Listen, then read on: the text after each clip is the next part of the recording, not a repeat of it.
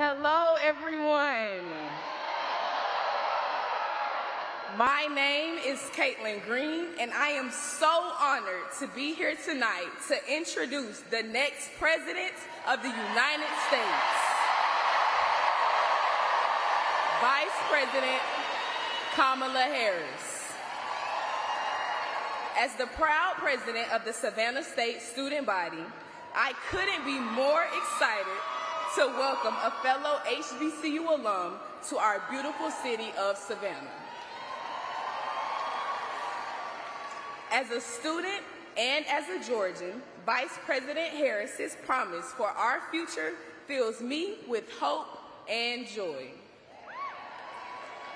As an older sister, I know that the future of my two younger brothers will be bright because Vice President Harris is fighting to ensure that young Americans across the country can achieve the American dream. She has spent her entire career fighting for hard-working Americans, just like the community that raised me here in Savannah. She's fought to reduce the cost of prescription drugs. She's fought for historic investments in our HBCUs and canceled nearly $170 billion in student debt relief, including $6.8 billion right here in Georgia. She's fought for our freedoms to make our own reproductive health care decisions, and she will continue to fight for people like you and me as president. She will fight to ensure that young people can jumpstart their American dream through affordable, accessible home ownership. And she will fight to ensure that every American, including us right here in Savannah and across our state, have the opportunity to not just get by, but ahead. Donald Trump doesn't care about us. He doesn't care about the lives of working families here in Georgia. He couldn't care less about our struggles, dreams, hopes, and fears. Donald Trump only cares about himself. We cannot let him impose his extreme Project 2025 agenda on the communities we love. Vice President Kamala Harris will turn the page on Trump's dark, depressing, and hateful vision for our country. Georgia, we have a great opportunity on our hands to change the course of history. As the president of the Savannah State student body, I couldn't be more proud to now announce the next president of the United States of America, Vice President Kamala Harris.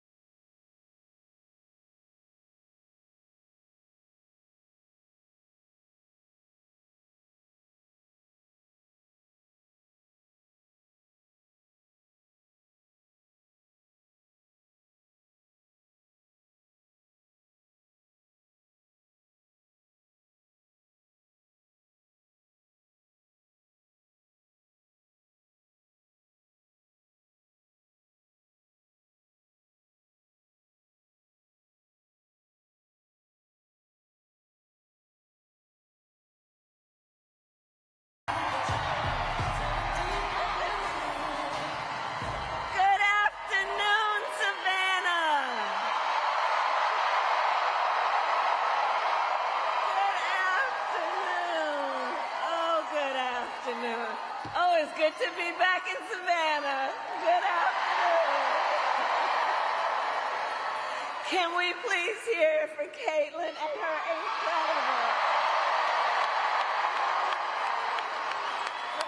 incredible leadership?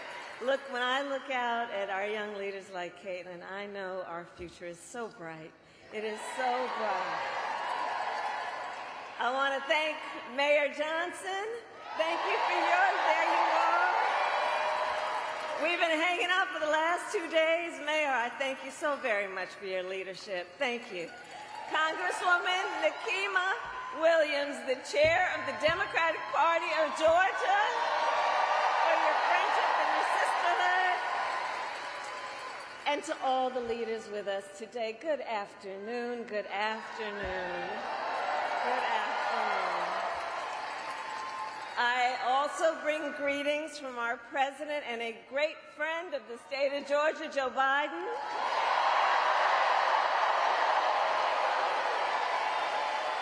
And let us also send our love to the great president from the state of Georgia, Jimmy Carter.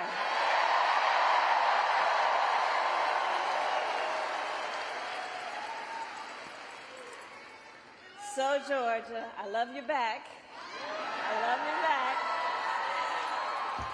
And we have 68 days to go until this election. 68 days to go. And I think you all have spent your time here, sacrificing all your other obligations to be here together, us as one community, knowing we all have so much more in common than what separates us. And I thank you for taking that time. And listen, so we're here to speak truth. And one of the things that we know, this is going to be a tight race until the very end. Okay? So let's not pay too much attention to the polls, because we are running as the underdog. Okay?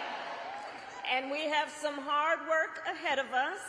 But we like hard work. Hard work is good work. Hard work is good work. And with your help, we are going to win this November. We are going to win this November. Yes, we will.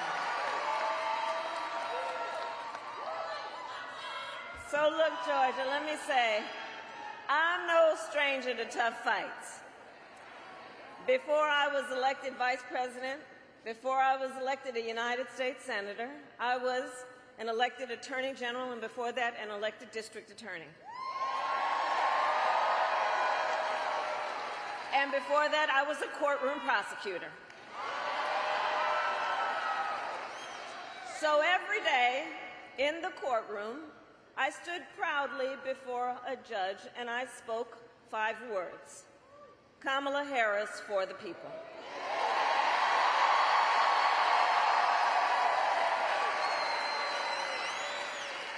My entire career, I've only had one client, the people. I stood for women and children against predators who abused them. I took on the big banks and delivered $20 billion for middle-class families who faced foreclosure. I fought against cartels who traffic in guns, drugs, and human beings. And I stood up for veterans and students being scammed by big for-profit colleges. For workers who were being cheated out of the wages they were due. And for seniors facing elder abuse. And I will tell you, those fights were not easy. And neither were the elections that put me in those offices. But we never gave up, because the future is always worth fighting for. Always. And that is the fight we are in right now, a fight for America's future. We fight for a future with affordable child care, paid leave, and affordable health care.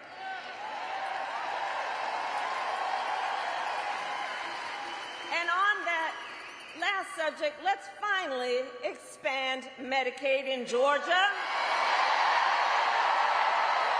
so people can take their child to a doctor or go to an emergency room without going into medical debt.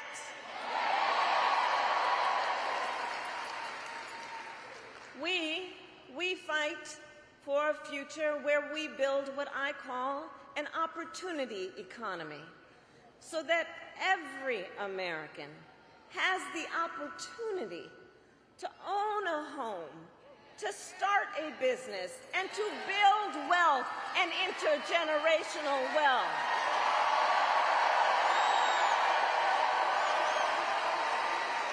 And a future where we lower the cost of living for America's families.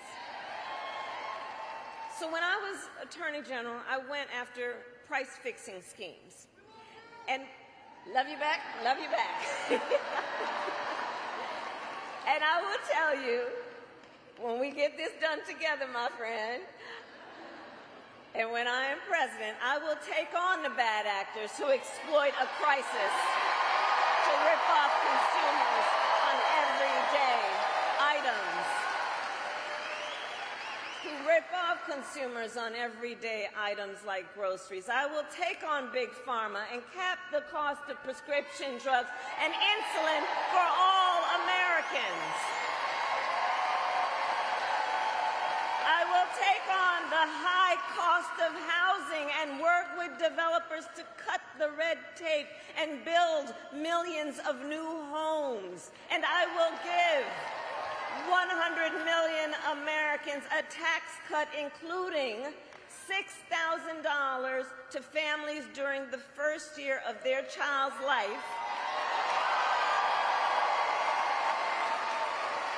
Understanding folks just need a little help from time to time, and it's not about just getting by, it's about getting ahead. $6,000 in the first year of a child's life to help pay for that car seat or the crib or the baby clothes.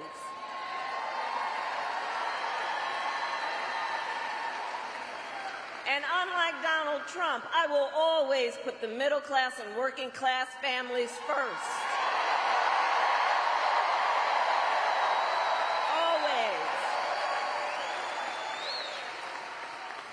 I come from the middle class. I know what I'm talking about.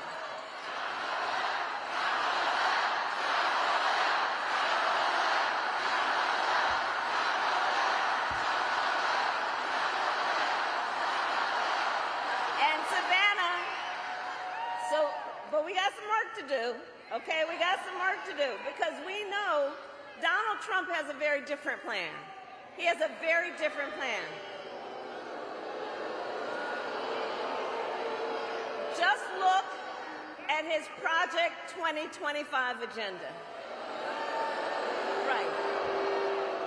If he is elected, Donald Trump intends to give tax breaks to billionaires and big corporations. He intends to cut Social Security and Medicare. And he wants to impose what, in effect, is a national sales tax on everyday products and basic necessities. And it will cost, the economists will tell you, it will cost a typical American family nearly $4,000 a year. So, Georgia, on top of all of this, if Donald Trump wins in November, he intends to end the Affordable Care Act, to take us back to a time when insurance companies were not going back. We're not going. We are not. We're going forward. And the reason we know we can't go back, to your point, the reason we know we can't go back on the issue of the Affordable Care Act, remember what that was like before we had the Affordable Care Act? Remember when insurance companies had the power to deny people with pre-existing conditions? Remember what that was like? Children with asthma, breast cancer survivors, grandparents with diabetes. So yeah, we're not going back. We're not going back.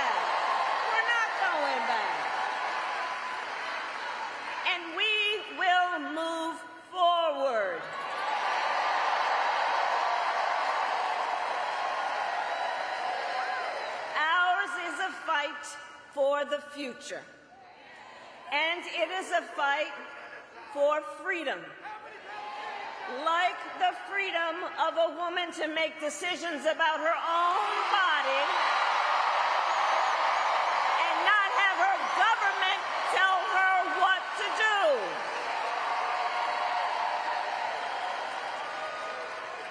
And understand how we got here.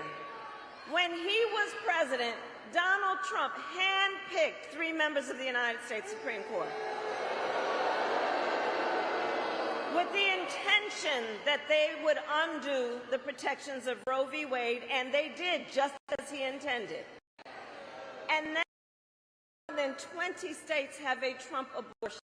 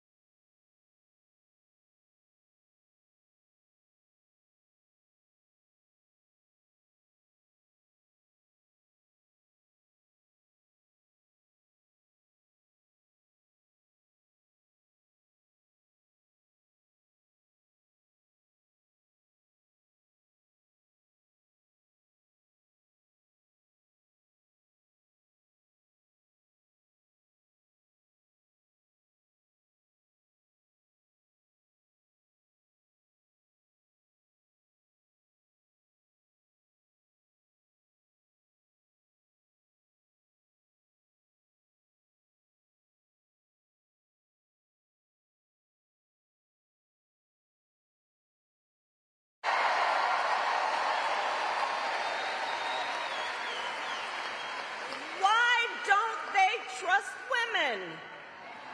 Well, we trust women. And when Congress passes a bill to restore reproductive freedom as President of the United States, I will proudly sign it into law. Proudly.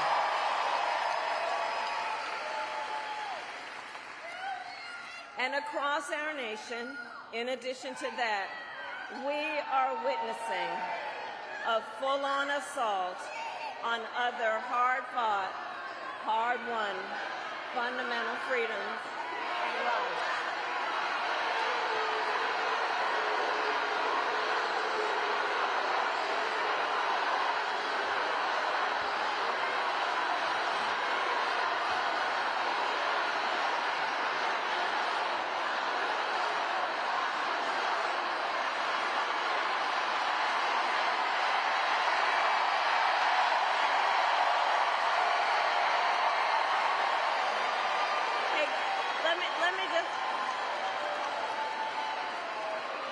Let me just say something. Hold up for a second. Hold up for a second. Let me just say something. Let me just say something. We are fighting for a democracy. Everyone has a right and should have their voices heard. I am speaking now, but on the subject, I will say this. The President and I are working around the clock. We've got to get a hostage deal done and get a ceasefire done now.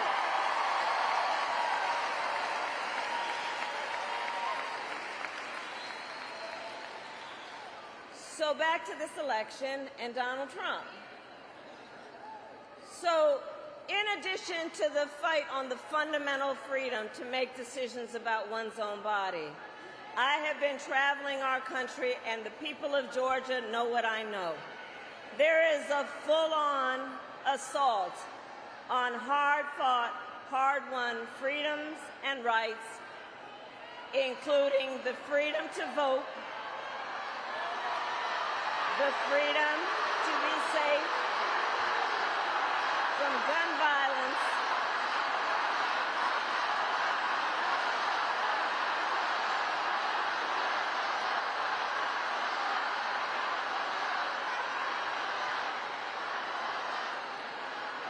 and an attack on the freedom to love who you love openly and with pride. And we will fight against all of that, including the freedom to live free from the pollution that fuels the climate crisis. Here's the thing. Generations of Americans before us led the fight for freedom. Now, Savannah, the baton is in our hands.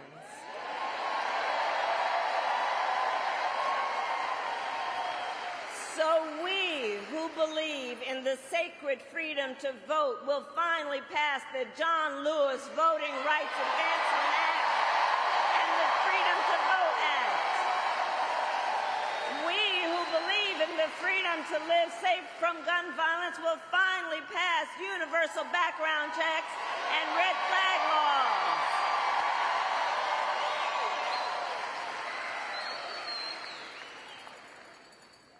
So much is on the line in this election. So much is on the line. And understand, this is not 2016 or 2020. Things are different. A lot is the same when we think about the issues, and then there is significant differences. The stakes in 2024 are even higher. Because consider that the United States Supreme Court recently just basically told the former president that going forward he will be effectively immune no matter what he does in the White House. Now just imagine, well, the courts are going to take care of that. We're going to get them out of, we're going to elect ourselves and everybody here in November.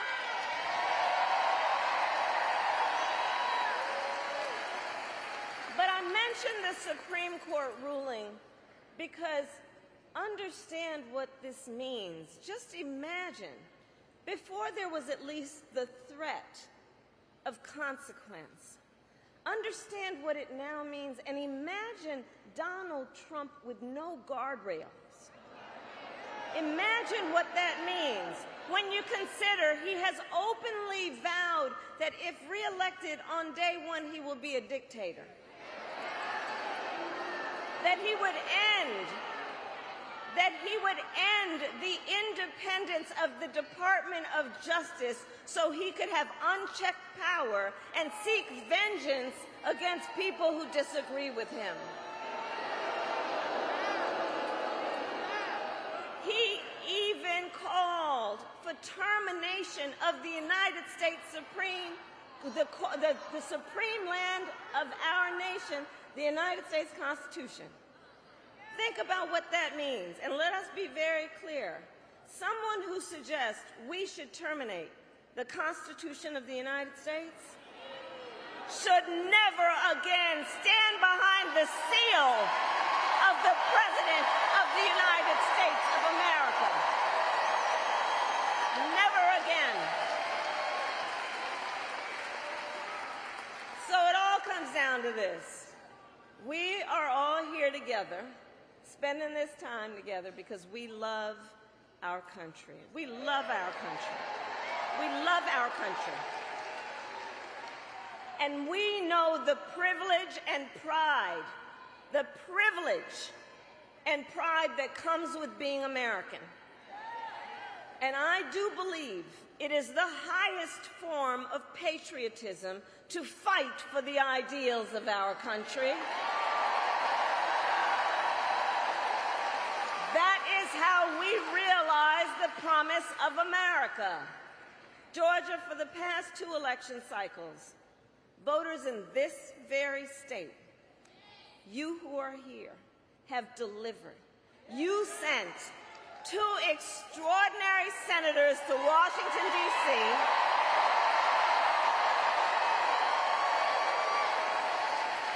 You sent President Biden and me to the White House. You showed up, you knocked on doors, you registered folks to vote, and you made it happen. You did that. You did that. And so now we are asking you to do it again. Let's do it again. Let's do it again. So, Savannah, are you ready to make your voices heard? Do we believe in freedom? Do we believe in opportunity?